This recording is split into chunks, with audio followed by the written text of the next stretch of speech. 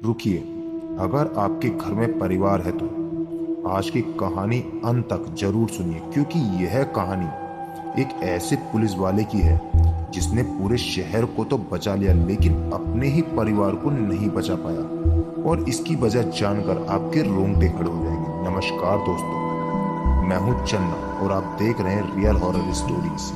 अगर आपको रियल जैसी डरावनी कहानियां पसंद है तो अभी चैनल को सब्सक्राइब कर दीजिए और वीडियो को लाइक कर दीजिए। आज की कहानी का आखिरी सच इतना खौफनाक है कि जिसने भी इसे सुना उसने दोबारा आधी रात को दरवाजा खोलने की हिम्मत नहीं की। इसलिए वीडियो को बीच में बिल्कुल मत छोड़िए। यह घटना उत्तराखंड के एक छोटे से पहाड़ी कस्बे में रहने वाले पुलिस इंस्पेक्टर अर्जुन रावत और उसके परिवार के साथ हुई थी।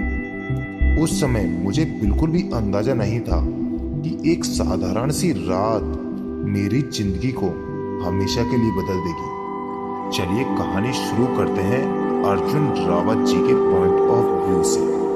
मेरा नाम अर्जुन रावत है। मैं उत्तराखंड पुलिस में इंस्पेक्टर हूँ। पिछले 15 सालों में मैंने ना जाने कितने हत्यारों को पकड़ा, कितने गैंग तोड़े और कितने ऐसे केस सुलझाए जिनसे बड़े बड़े अफसर भी पीछे हट गए थे। मुझे हमेशा लगता था कि इस दुनिया में हर समस्या का जवाब होता है और हर अपराधी को कानून के सामने झुकना पड़ता, लेकिन 3 साल पहले मेरे परिवार के साथ जो हुआ उसके बाद मेरा यह विश्वास हमेशा के लिए टूट गया। आज भी जब उस रात को याद करता हूं तो मेरे हाथ कांपने लगते हैं। कई रातें ऐसी गुजरी हैं जब मैं सो नहीं पाया।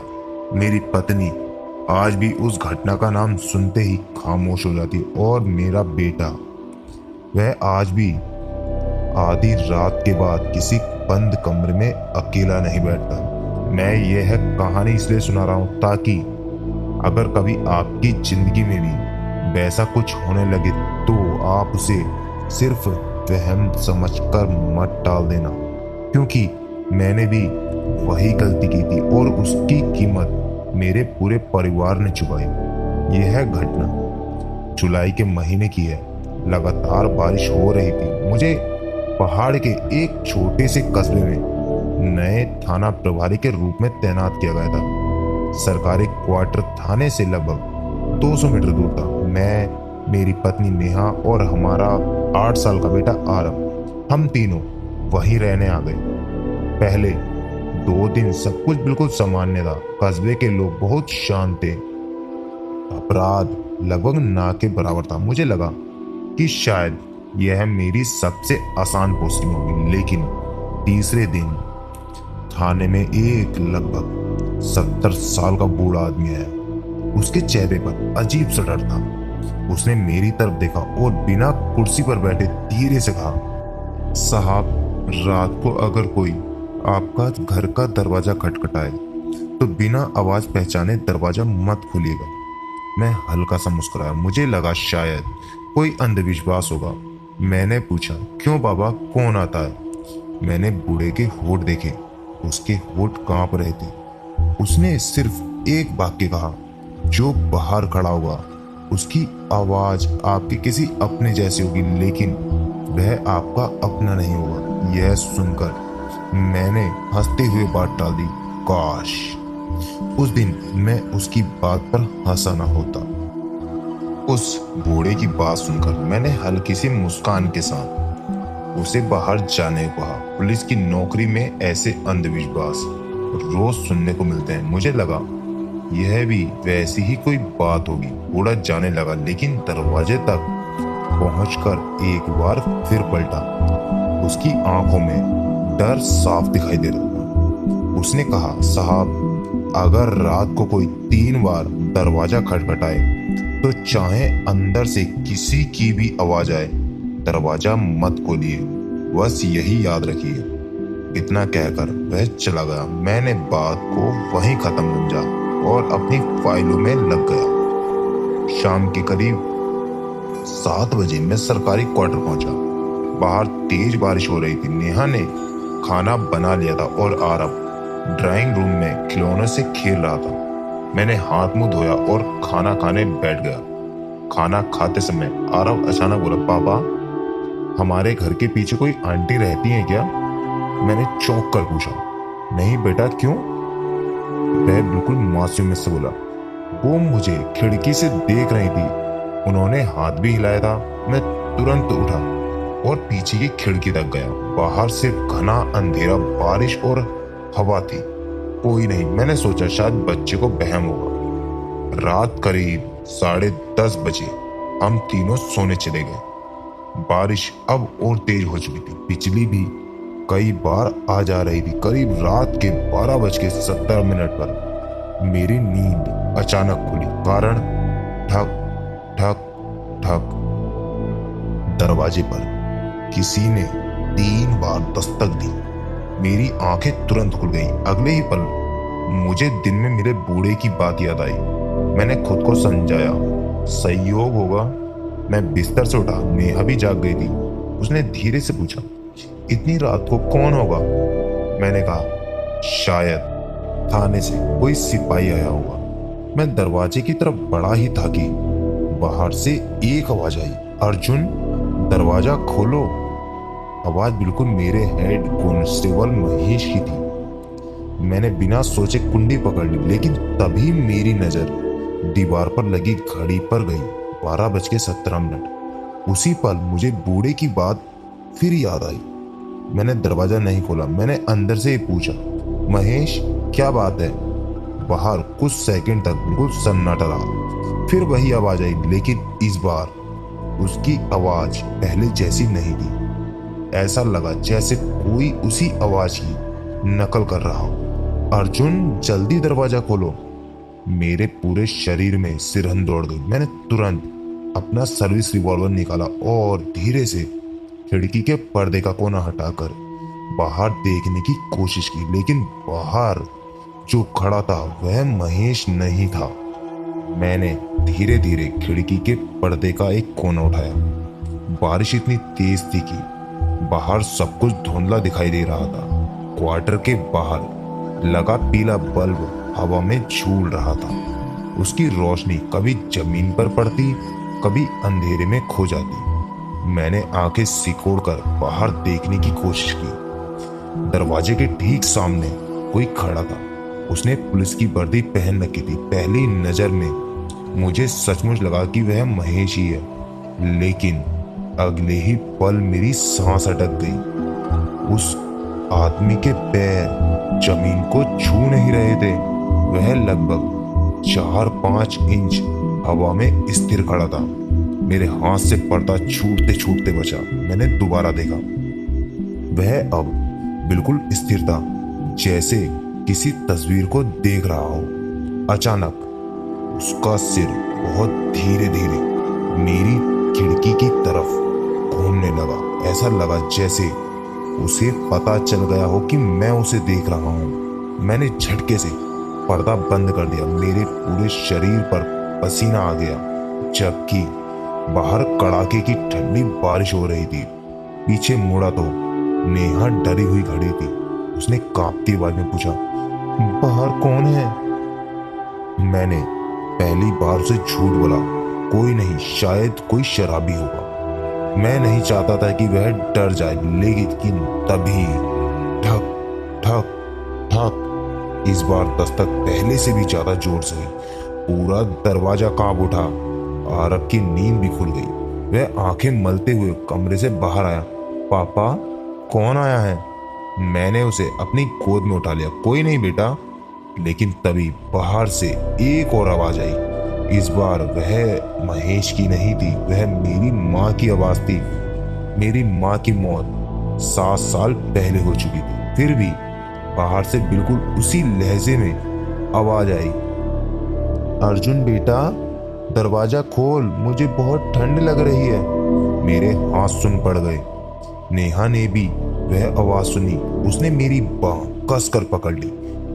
उसकी आंखों में आंसू आ चुके थे। वह फुसफुसाई, ये तो माँ जी की आवाज है।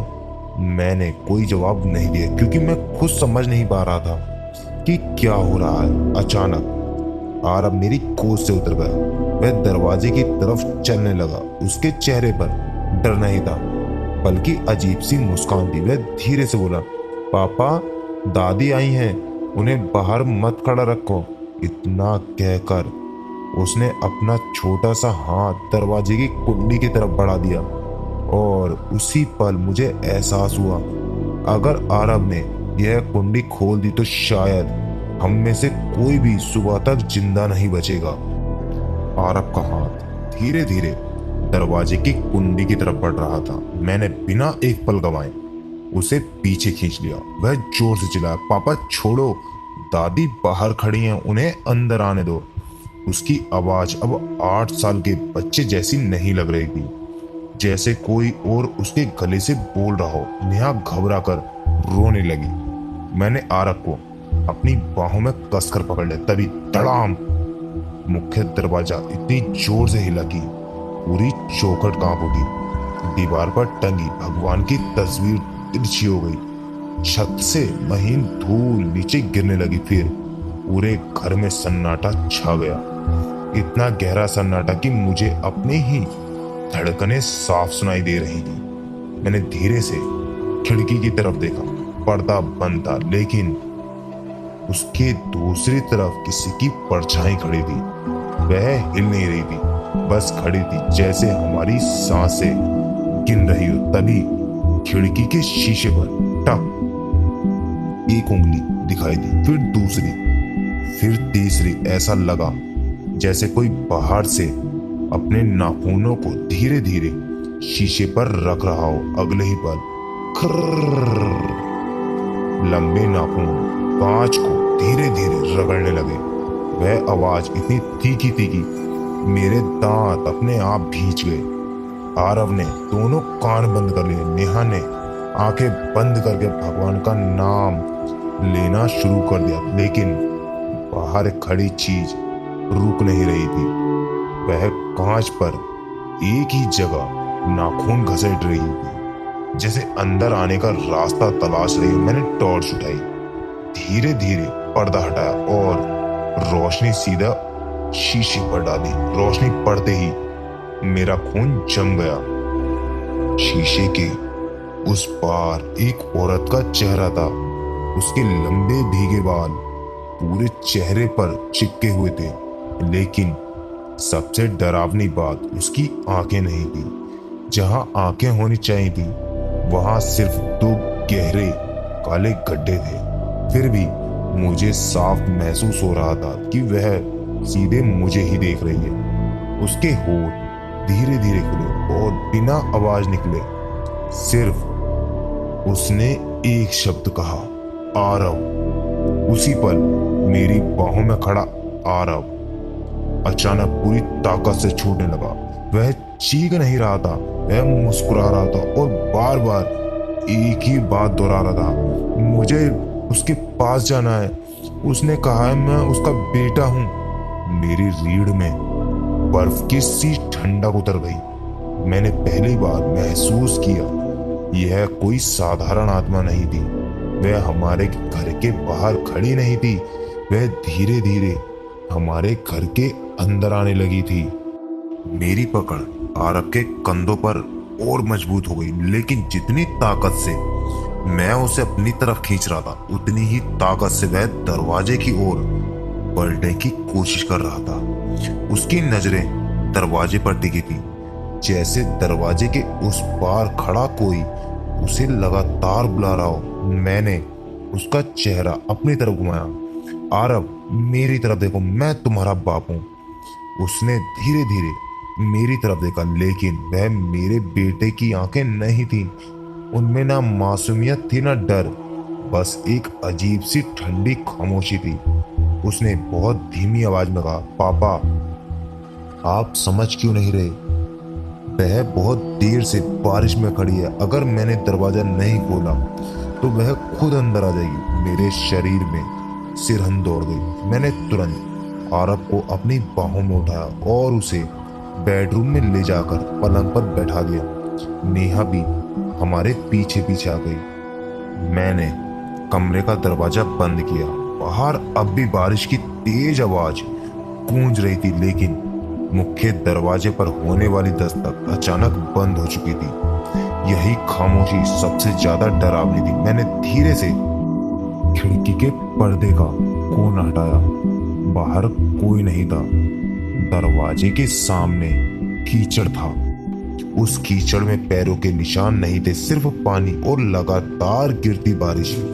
मैंने राहत की सांस ली। शायद वह चली गई। तभी मेरे कान के बिल्कुल पास एक ठंडी फुसफुसाहट सुनाई दी। बाहर नहीं हूं मैं। मेरे हाथ से टॉर्च छूटकर फर्श पर गिर गई। मैंने झटके से पीछे मुड़कर देखा। नेहा और आरव वहीं थे, लेकिन कमरे के सबसे अंधेरे कोने में अलमारी के पास कोई खड़ा था। उसका पूरा शरीर अंधेरे में छिपा हुआ था। सिर्फ उसकी भीगी हुई सफेद साड़ी फर्श तक दिखाई दे रही थी। कमरे की बत्ती एक बार झपकी और वह आकृति 2 कदम आगे बढ़ गई। फिर बत्ती झपकी। अब वह हमारे और करीब थी। मैंने कांपते हाथों से अपना सर्विस रिवॉल्वर निकाला। मेरी उंगली ट्रिगर पर थी, लेकिन पहली बार पुलिस की नौकरी में मुझे महसूस हुआ कि बंदूक हर खतरे का जवाब नहीं होती। वह आकृति बिल्कुल शांत खड़ी थी। फिर उसने अपना सिर धीरे से ऊपर उठाया। भीगे हुए बाल उसके चेहरे से हटने लगे और उसी क्षण आरव ने मेरी बाह कसकर पकड़ ली। उसकी आवाज कांप रही थी। पापा, अब इसे मैं भी देख सकता हूँ। उस एक वाक्य ने मेरी आखिरी उम्मीद भी तोड़ दी। अब यह सिर्फ मेरा वहम नहीं था, वह सचमुच हमारे घर के अंदर आ चुकी थी और उसकी नजर सीधे मेरे बेटे पर थी। मेरे हाथ में रिवॉल्वर था, लेकिन उंगली ट्रिगर पर जमकर रह गई। कमरे के उस अंधेरे कोने में खड़ी वह औरत बिल्कुल स्थिर थी। उसके भीगे बालों से लगातार पानी टपक रहा था। फर्श पर पानी की छोटी सी धारा बन चुकी थी, लेकिन एक बात ने मेरी सांस रोक दी। बाहर बारिश हो रही थी, कमरे के अंदर नहीं। अगर वह सचमुच बाहर से आई होती तो मुख्य दरवाजा खुला होना चाहिए था, लेकिन दरवाजा अब भी अंदर से बंद था। मैंने हिम्मत जुटाकर ऊंची आवाज में कहा, कौन हो तुम? उसने कोई जवाब नहीं दिया, बस अपना दाया हाथ धीरे धीरे उठाया और सीधा आरव की तरफ इशारा किया। आरव का चेहरा एकदम बदल गया। वह धीरे धीरे मेरे पीछे से निकलने लगा। उसकी आंखें खुली थी, लेकिन ऐसा लग रहा था जैसे वह सोते सोते चल रहा हो। मैंने उसे जोर से पकड़ लिया। आरव, होश में आओ। उसने मेरी तरफ देखा भी नहीं, बस एक ही बात दोहराता जा रहा था, वो मुझे बुला रही है, वो बहुत अकेली है। नेहा जोर जोर से रोने लगी। वह भगवान का नाम ले रही थी, लेकिन उसकी भी आवाज कांप रही थी। मैंने दोबारा उस औरत की तरफ देखा। इस बार वो वहां नहीं थी। कमरे का कोना बिल्कुल खाली था। एक पल के लिए मुझे लगा कि शायद मेरा भ्रम था, लेकिन तभी ठप, मेरे पीछे अलमारी का दरवाजा अपने आप खुल गया, धीरे धीरे, बिना किसी आवाज के। मैंने टॉर्च उठाकर उसकी रोशनी अलमारी के अंदर डाली। अंदर सिर्फ कपड़े होने चाहिए थे, लेकिन भीतर कोई खड़ा था, उसी सफेद साड़ी में, घुटनों तक झुका हुआ। उसका चेहरा नीचे था, बाल जमीन को छू रहे थे। मेरे हाथ कांपने लगे। मैंने जैसे ही टॉर्च की रोशनी उसके चेहरे पर डाली, उसने अपनी गर्दन एक झटके में ऊपर उठा दी। उसकी आंखों की जगह गहरे काले गड्ढे थे और उसके होठों पर एक ऐसी मुस्कान थी जो किसी इंसान की नहीं हो सकती। अचानक मेरे हाथ में जलती हुई टॉर्च बंद हो गई। चारों तरफ घना अंधेरा फैल गया। नेहा की चीख सुनाई दी, आरव की भी आवाज सुनाई दी, लेकिन वह मेरे बिल्कुल पास नहीं थी। मैंने घबराकर हाथ बढ़ाया। जहां कुछ सेकंड पहले आरव खड़ा था, वहां अब कोई नहीं था। मेरे हाथ में सिर्फ उसकी टी शर्ट का एक छोटा सा फटा हुआ टुकड़ा आया। मैंने पूरी ताकत से चिल्लाया, आरव, लेकिन जवाब में घर के सबसे आखिरी कमरे से एक बच्चे की हंसी सुनाई दी, धीमी, लंबी और इतनी डरावनी कि मेरी रीढ़ की हड्डी तक ठंडी पड़ गई। मैं टॉर्च लेकर उस आवाज की तरफ दौड़ा। मुझे सिर्फ एक ही डर था, कहीं मैं देर न कर दूं। मैंने टॉर्च को कसकर पकड़ लिया और आखिरी कमरे की तरफ दौड़ा। जितना मैं आगे बढ़ रहा था उतनी ही बच्चे की हंसी साफ होती जा रही थी, लेकिन वह हंसी आरव की नहीं थी। उसमें किसी बूढ़े आदमी जैसी भारी आवाज थी। कॉरिडोर बिल्कुल अंधेरे में डूबा था। टॉर्च की हल्की रोशनी दीवारों पर पड़ रही थी। तभी मेरी नजर फर्श पर गई। गीले पैरों के निशान, लेकिन वे इंसान जैसे नहीं थे। हर निशान में सिर्फ 3 उंगलियां थीं और वे सीधे उसी कमरे की तरफ जा रहे थे। मेरे कदम अपने आप धीमे पड़ गए। दिल इतनी तेज धड़क रहा था कि उनकी आवाज मेरे कानों में गूंज रही थी। मैं कमरे के दरवाजे तक पहुंचा। दरवाजा आधा खुला हुआ था। अंदर से कोई आवाज नहीं आ रही थी। मैंने धीरे धीरे दरवाजे को धक्का दिया। चर्र। दरवाजा खुलते ही टॉर्च की रोशनी पूरे कमरे में फैल गई। कमरा खाली था, लेकिन कमरे के बीचों बीच आरव की छोटी सी लाल रंग की गेंद रखी हुई थी। मैंने पहचान लिया, वह गेंद शाम को ड्राइंग रूम में थी। फिर यहाँ कैसे आ गई? मैंने एक कदम आगे बढ़ा। उसी समय गेंद अपने आप धीरे धीरे घूमने लगी। कोई उसे छू नहीं रहा था। फिर वह गेंद लुढ़कती हुई कमरे के सबसे अंधेरे कोने में जाकर रुक गई। मैंने टॉर्च की रोशनी उस तरफ घुमाई। पहले मुझे कुछ दिखाई नहीं दिया, लेकिन जैसे ही रोशनी स्थिर हुई मेरा गला सूख गया। दीवार से सटकर आरव खड़ा था। उसका चेहरा मेरी तरफ नहीं था। वह दीवार की ओर मुंह करके बिल्कुल चुप खड़ा था। आरव, मैंने कांपती आवाज में पुकारा। उसने कोई जवाब नहीं दिया। मैं धीरे धीरे उसकी तरफ बढ़ा। हमारे बीच मुश्किल से 5 कदम का फासला बचा था। तभी उसने बिना अपना शरीर घुमाए अपनी गर्दन धीरे धीरे पीछे मोड़नी शुरू कर दी। एक इंसान की गर्दन जितनी मुड़ सकती थी उससे कहीं ज्यादा। जब उसका चेहरा मेरी तरफ आया तो वह आरव नहीं था। उसकी आंखें पूरी तरह काली थीं और होठों पर वही मुस्कान थी जो कुछ देर पहले अलमारी के अंदर खड़ी उस औरत के चेहरे पर थी। मेरे पैरों की ताकत जैसे खत्म हो गई। मैं कुछ समझ पाता उससे पहले आरव के पीछे की दीवार से 2 लंबे सफेद हाथ धीरे धीरे बाहर निकले। ऐसा लग रहा था जैसे दीवार के अंदर कोई और मौजूद हो, और अब वह मेरे बेटे को अपने साथ खींचने आया। मैंने पूरी ताकत से रिवॉल्वर उठाया, लेकिन उंगली फिर ट्रिगर पर रुक गई। अगर गोली चलाता तो सामने मेरा बेटा था। अगर गोली नहीं चलाता तो जो चीज उसके पीछे थी वह अब उससे सिर्फ 1 हाथ की दूरी पर रह गई थी। मेरे सामने मेरा बेटा खड़ा था और उसके पीछे दीवार के अंदर से निकलते हुए 2 सफेद हाथ अब उसके कंधों तक पहुंच चुके थे।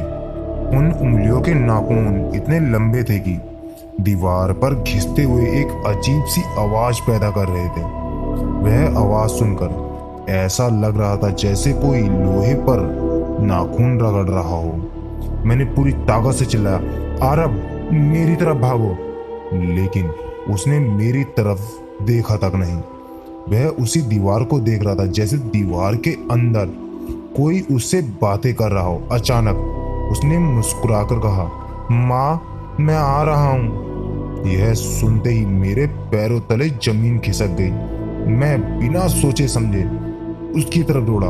जैसे ही मैंने उसका हाथ पकड़ा मुझे लगा जैसे मैंने इंसान का नहीं बर्फ का हाथ पकड़ लिया हो। उसका पूरा शरीर बर्फ की तरह ठंडा हो चुका था। उसी पल दीवार के अंदर से एक जोरदार चीख गूंजी, ऐसी चीख जो किसी इंसान की नहीं हो सकती। पूरा कमरा कांप उठा। दीवारों पर महीन दरारें पड़ने लगी, छत से मिट्टी झड़ने लगी, टॉर्च की रोशनी बार बार बुझने लगी और फिर एक सेकंड के लिए कमरा बिल्कुल शांत हो गया। इतना शांत कि मुझे अपनी सांसों तक की आवाज सुनाई दे रही थी। फिर मेरे कान के बिल्कुल पास किसी ने बहुत धीमी आवाज में कहा, तूने दरवाजा क्यों खोला? मैंने घबराकर पीछे देखा, कोई नहीं था, लेकिन वह आवाज यही थी, बिल्कुल मेरे पास। अचानक नेहा की चीख पूरे घर में गूंज उठी, अर्जुन जल्दी आओ। मैंने आरव को अपनी बाहों में उठा और भागकर ड्राइंग रूम की तरफ पहुंचा। नेहा कमरे के बीचों बीच खड़ी कांप रही थी, उसकी उंगली छत की तरफ उठी हुई थी। मैंने ऊपर देखा और मेरी सांस वहीं रुक गई। छत से उल्टी लटकी हुई वही सफेद साड़ी वाली औरत हमें घूर रही थी।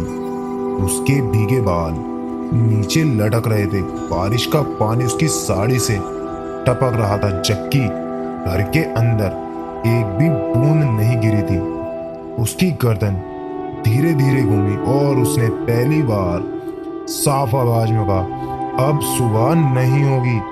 उसके इतना कहते ही घर की सारी घड़ियां एक साथ रात के 3:03 पर रुक गईं और उसी क्षण घर के बाहर बैठे सारे कुत्ते एक साथ रोने लगे, मानो पूरी रात ने सांस रोक ली हो। मेरी नजर छत से उल्टी लटकी उस औरत पर जमी हुई थी। उसका चेहरा बिल्कुल मेरी तरफ था, लेकिन उसकी आंखें मेरी तरफ नहीं देख रही थी, वह सिर्फ आरव को घूर रही थी। उसके होठ धीरे धीरे हिले। इस बार उसकी आवाज पूरे कमरे में नहीं, सीधे मेरे दिमाग के अंदर गूंजी, तू इसे बचा नहीं सकता। मैंने आरव को अपनी छाती से और कसकर लगा लिया। मेरी सांसें तेज चल रही थी। मैंने नेहा की तरफ देखा, वह एक कोने में खड़ी कांप रही थी।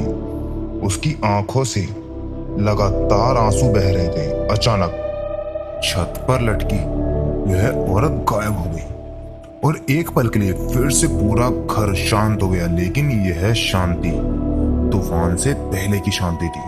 तभी मेरे पीछे से किसी ने बहुत धीरे से कहा, अर्जुन। मैंने पलट कर देखा, वहां कोई नहीं था। फिर वही आवाज, इस बार और भी पास से आई, मैं यही हूँ।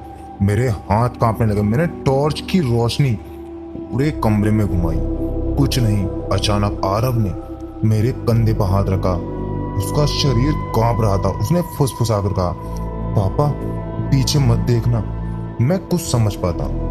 उससे पहले मेरी गर्दन पर किसी की बर्फ जैसी ठंडी सांस महसूस हुई। धीरे धीरे किसी ने मेरे कंधे पर अपना हाथ रख दिया और हाथ वह इंसान का नहीं था। उसकी उंगलियां सामान्य रूप से लंबी थीं और नाखून मेरे कपड़ों के आर पार छूने लगे। मैं डर के मारे चढ़ हो गया। मेरे कान के बिल्कुल पास एक औरत की टूटी हुई आवाज सुनाई दी, अब तुम्हारी बारी है। इतना सुनते ही पूरे घर की दीवारों पर एक साथ तेज दरारें पड़ने लगी। ऐसा लगा मानो पूरा घर अंदर से किसी अदृश्य ताकत द्वारा तोड़ा जा रहा है। नेहा चीख उठी। आरव ने अपनी आंखें कसकर बंद कर लीं और उसी क्षण पूरे घर की बत्तियां एक साथ जल उठी। कमरे में फिर से रोशनी फैल गई। मैंने तुरंत पीछे मुड़कर देखा। मेरे पीछे कोई नहीं था, लेकिन फर्श पर गीले पैरों के निशान बने हुए थे। वे निशान धीरे धीरे के मुख्य दरवाजे की तरफ बढ़ रहे थे और अचानक बाहर से सुबह की पहली मुर्गे की बांग सुनाई दी। मैंने राहत की सांस ली। मुझे लगा शायद रात खत्म हो गई, लेकिन मुख्य दरवाजा अपने आप धीरे धीरे खुलने लगा।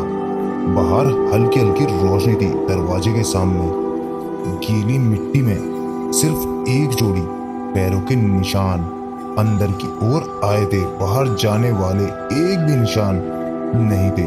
तभी मुझे समझ आया, रात खत्म हुई थी लेकिन वह चीज अभी भी हमारे घर के अंदर थी। मैं किसी तरह अपनी बीवी नेहा और आरब को लेकर बाहर भागा और जैसे ही उन्हें कार में बैठाया, चाबी स्टार्ट की, एक बहुत तीखी और तेज आवाज आई, भाग सकते हो लेकिन मुझसे बच नहीं सकते। मैंने गाड़ी स्टार्ट की। नेहा और आरब कार के अंदर सदमे में बैठे हुए थे। मैंने एक पल भी बर्बाद नहीं किया। मैंने गाड़ी स्टार्ट करी और उस घर से निकल गया। पीछे मुड़कर देखने की हिम्मत नहीं हुई। करीब आधे घंटे बाद जैसे ही हमने उस गांव की सीमा को पार किया, मेरे मोबाइल की स्क्रीन अपने आप चल उठी। उस पर कोई नंबर नहीं था, सिर्फ एक संदेश लिखा था, इस बार बच गए लेकिन याद रखना मैं तुम्हें नहीं भूलूंगी। अगले ही पल मोबाइल अपने आप बंद हो गया। मैंने उसी समय उस फोन की बैटरी निकाल दी। उस रात के बाद मैंने तुरंत अपना तबादला करवा लिया।